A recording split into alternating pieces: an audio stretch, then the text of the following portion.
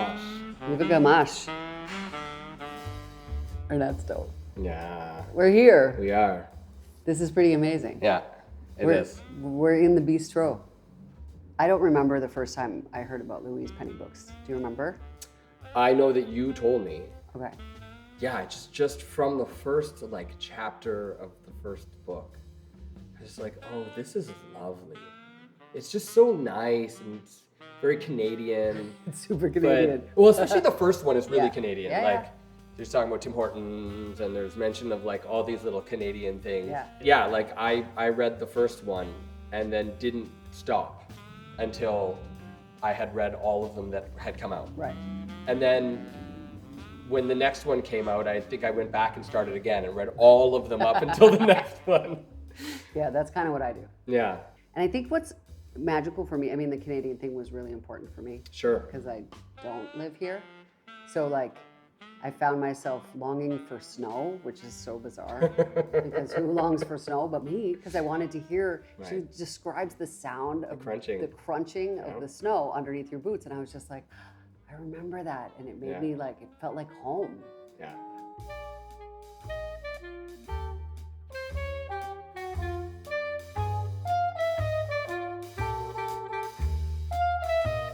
A lot of the songs I wrote in, 20 minutes, I'd sit down and just, oh, here it is. Yeah.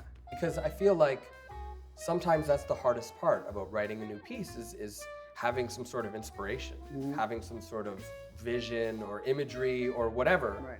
And so for this, it was great because there's so much imagery and we've talked about how we picture these characters and it's so different. Yeah. Even you and I. Yeah. And I'm sure every reader sees Gamache a little differently, yeah. even though she describes him so beautifully, but you take your own personal biases and your own personal experiences. But there is so much wonderful description and imagery of these characters, of these moments. So yeah, I found writing the music was some of the easiest writing I ever did. And it was 15 songs and I don't know, I felt like they just kind of flowed out. Yeah. That's amazing. This is where we are right now, right? Yep. And I think we're gonna definitely go to the bookstore. Bookstore first. First, and it's right here. This is us. It is right here. Right behind us. So we're gonna go for a walk. And then I think we will definitely take a drive to the Abbey. Yeah. And here's some music. There's apparently some music happening. Yeah. I can't wait. At a certain time, so we have to hurry. Yeah. Are you ready? I'm ready. Are you ready? Let's go. Experience 3 Pines. Yeah.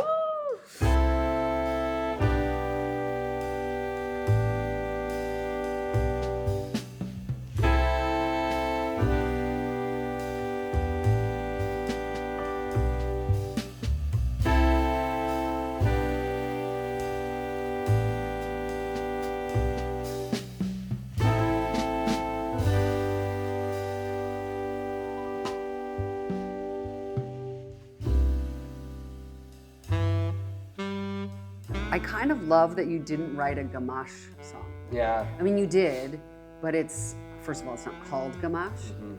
And second of all, it's sort of like, it's a little inside baseball in a way. And I think it's important to say that I don't think that you can't connect with this music if you don't know the books. Right. But there's special little things in there for people who... If you know.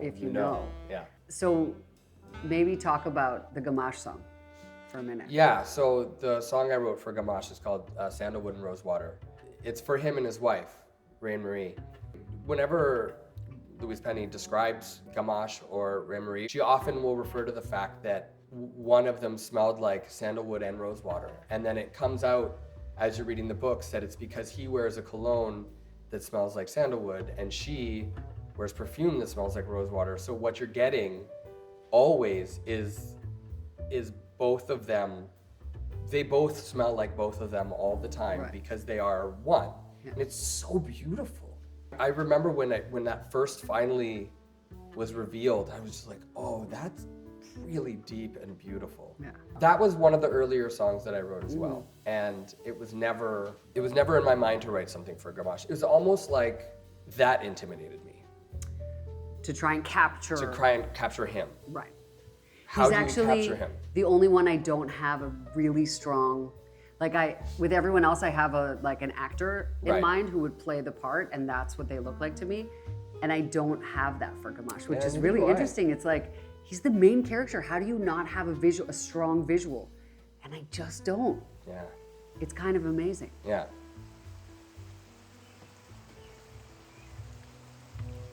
Let's go to the Abbey. Now, Let's go check it out. can I buy cheese? Yeah, I sure hope so. Let's go. Do monks make beer?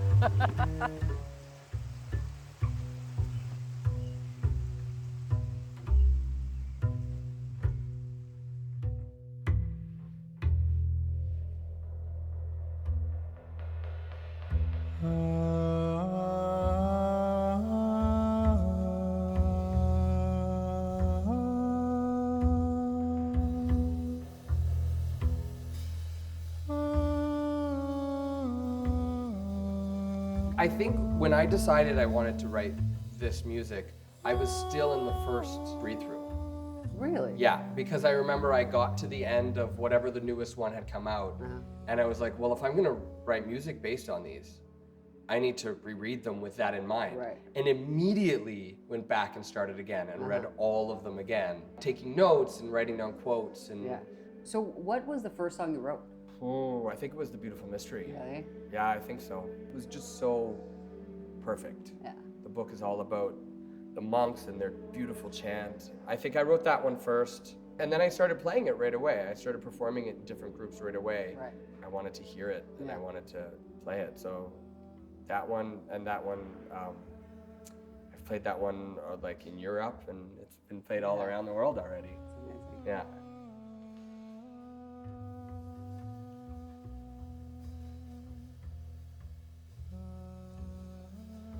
I had been looking for a kind of inspiration to write a bunch of music Yeah. based on something, and I did want it to be Canadian, and that was Right, we've been talking about that for a long time. for a long time. Yeah, yeah. Like, find a Canadian poet that you love, Right. or find, maybe an artist. I didn't feel super inspired by anything. I was keeping my eye out, but it just didn't happen. Yeah. And then this, I wasn't looking for it. Yeah. It's just there was, I was reading, and one day I was like, oh, this is it. This is it. And I remember calling you all excited, and I was like, I think I know what I'm gonna do. I'm gonna write it. So it's kind of crazy that it's 4 or 5 years later, and we've taken this journey of creating all this music and then recording it, which was super exciting and super fun, and shaping it, and now we're here experiencing this awesome town, and I don't know, it's kind of nuts. So let's talk about Three Pines then for a second. The song Three Pines. I love the quote, and maybe I should find it. This is actually Louise Penny. Three Pines is a state of mind when we choose tolerance over hate, kindness over cruelty, goodness over bullying. When we choose to be hopeful, not cynical, then we live in Three Pines. It's beautiful, and who wouldn't want to be in a place like that? Yeah. I mean, When I first wrote it, I was hearing acoustic guitar. I wanted this to be the song that kind of brings you in, and I was hearing it on guitar, and I wasn't sure what else. And again, I've never written for guitar before, but it was just, that's what I was hearing. Yeah. Because then I thought, well, I guess I have to arrange this for some sort of instruments. I guess I'll do turboprop, because that's my band that I write a lot of the music for, and I'm very comfortable writing for those 3 horns, because I've done it so many times. And then, you were like, how about 3 voices? And as soon as I thought of it, I was like, man, that'd be awesome. And frankly, I didn't really change that much. I was just like, okay, voices, here you go. This might be hard for you to sing. I don't know. And then, then it was about setting about to find the right people who could kind of fill the right timbre that we were looking for. right. And frankly, for me, it was an excuse to get you on the album, right? Because we haven't recorded together since your stuff. So that was really exciting. And that was another song that the first time I heard it performed, the red light was on and we were recording. Right. We had done rehearsals with you and Emily Claire and the rest of the band, but Felicity wasn't available. So the first time I heard all three voices, you guys were rehearsing That's the at the first time studio. we heard it too. And yeah, and I was like, oh, this is really cool and magical and hard. I wrote pretty hard. very hard music, I'm sorry. You had the hardest part. So I find it really interesting that we had this connection, even though we're like 5 years apart. Yeah. With a sibling in between. And I was thinking about it today, and I left home when I was 17 still, and I moved to the States. Yeah. And I'm trying to remember if before that, I know we played together all the time. Yeah. Sort of. But did we ever like just us play together? We played together in a big band, but I don't know. But I think, you know, whenever someone asks me like, what inspired you? Like why did you grow up and become a musician? I always mention like hearing you play saxophone, and especially what drew me to jazz. That's the one. People always ask, what drew you to jazz? And you know, I started playing classical music. We all did, and Marisa as well. And all three of us were playing classical piano, but I remember you playing those like jazz etudes. You know that book with the white, black and white stripe? I know exactly. Who is it? I forget who. I don't remember. And I remember hearing you play those, and I'm like, oh, that sounds so much cooler than this, you know. And then when I started playing drums, it was immediately to jazz. Right. And that was, you know, partially through, playing in the big band, but then also just hearing you do that stuff. I think that I sort of accidentally became the producer. Just because, like... No, it wasn't. No, that was a very conscious decision. Okay. Yeah. No, because I know how well you and I work together, and I wanted someone who knew... I had a really strong idea about what I wanted musically. Yes. But it's all the other stuff to consider, and you have such a strong relationship with these books and the story, and with me, that it was like a no-brainer. You know, it just, because when you have someone producing your album, I think a big part of what their job is depends on what you need. But I needed someone who like understood the whole scope of it. Right. As soon as I thought about having you, I was just like, oh yeah, that's for sure.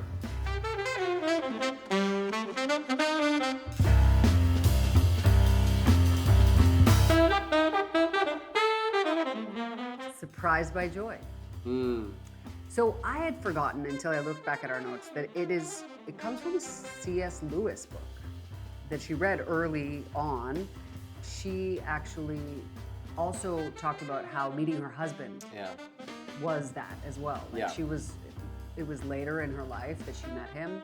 She didn't think, she had been, struggling with all kinds of things. Yeah. And then she met him, and she talks about how it was that for her. And she talks about that like in her newsletter and in her stuff, but in the stories, it's still like she introduces this whole idea in the stories as well. Yeah. In this way that is very personal, but it's not. Like you don't know. If you didn't know any of her backstory, you'd still have this beautiful image of Surprised by Joy and what it means and how important it is. So it's really amazing that she took something that's very personal and was able to weave it into these stories in a way that didn't feel forced, especially once you know her story.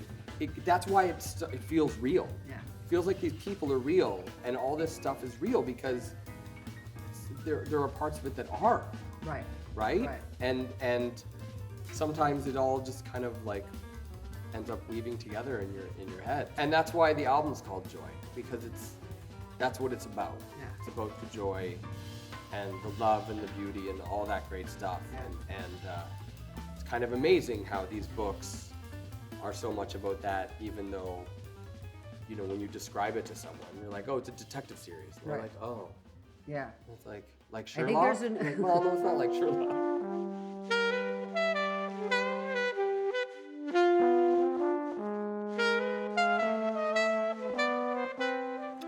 Cheers. Cheers. To our adventure in Three Pines. Viva Gamache. Yeah. With actual beer. Yes, finally. Finally. What was your favorite part of today? I think I have to say that my favorite part was being in the bookstore. Yeah. There's just something about the community that has been established here. Yeah. And that everyone is sort of, you know, so excited about Yeah. what Louise has done for this area. And I think that's probably my favorite. Yeah. Feels very Three Pines. Yeah. Yeah, the bookstore was amazing. Yeah. How about you? It's I mean, the Beautiful Mystery is just, maybe my favorite book, and the first song I wrote, and the book is all about music. And then being able to go to the Abbey that inspired that book and listen to the monks sing, I mean, that was pretty special. Yeah. They didn't sing my song. They didn't sing your No, song. I was waiting. I was like, guys, that's not how it goes. We should send them the music. But, I forgive them. I'll send it to them. Send it to They'll get it for next time. But just, I mean, I've never been in Abbey with monks before, listening to them sing, and it was gorgeous. And I mean, reading the books, the way she describes the music is so powerful and so beautiful, and it inspired me. So, I mean, that's what started this whole project. Right. Right? Was reading that book, and it made me want to write an album's worth of music. Right. But it started with the Beautiful Mystery, and yeah, just being surrounded by that, it was so inspiring. You know, I think it's funny. We were kind of joking about how it was just the same thing over and over again. Yeah. But think about your tune. It's the same thing over and over again. It's the same thing over and over again. The whole thing is with that kind of music is that it's meditative. Yeah. And you're saying different words, which is what you did. You arranged it. It's different every single time, but the melody, the core, the bones are the same. Yeah. You know what I mean? And that's what happened today. You got this thing where they just said the same thing over and over again. Yeah. And that's exactly what your tune is. Yeah. Yeah. It captured it without capturing it. But Exactly. It was Exactly. Yeah. Exactly. And Pretty cool. Yeah. But you know what? But to steal your answer, the bookstore was also very special. It was. Just to talk to the owner and her enthusiasm and love for Louise, and in the bit of interactions that I've had with Louise, she's so wonderful. Right. So, and it's not an act. Right. You know? Isn't that nice It's to not hear? an act. She's just that person. She's just nice. That doesn't happen a lot. No, I know. This has been a dream. I know. It's been really awesome. Amazing. To be here together. Amazing. I think our mama's a little jealous, Mom will definitely be jealous. but that's okay. It's okay. Because it's ours. Yeah.